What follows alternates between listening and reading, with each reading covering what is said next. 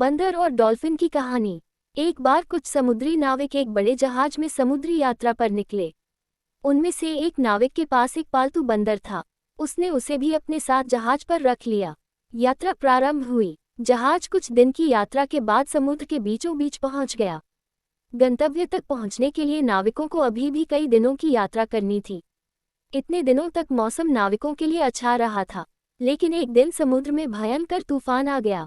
तूफान इतना तेज था कि नाविकों का जहाज टूट गया।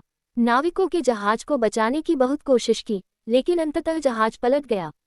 नाविक अपनी जान बचाने के लिए समुद्र में तैरने लगे। बंदर भी पानी में जा गिरा था। उसे तैरना नहीं आता था।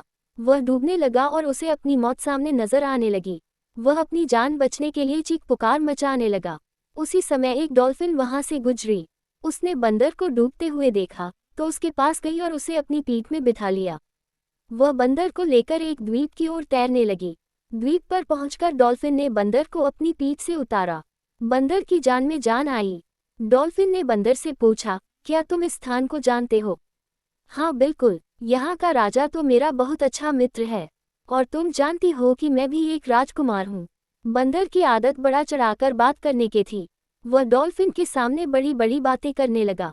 डॉल्फिन समझ गई कि बंदर अपनी शान बघारने के लिए झूठ बोल रहा है, क्योंकि वह एक निर्जन द्वीप था जहाँ कोई भी नहीं रहता था। वह बंदर की बात का उत्तर देती हुई बोली, ओह, तो तुम एक राजकुमार हो। बहुत अच्छी बात है, लेकिन क्या तुम्हें पता है कि बहुत जल्द तुम इस द्वीप के राजा बनने वाले हो?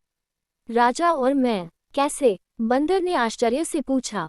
वो इसलिए कि तुम द्वीप पर एकलौते प्राणी हो, इसलिए बड़े आराम से यहाँ के राजा बन सकते हो।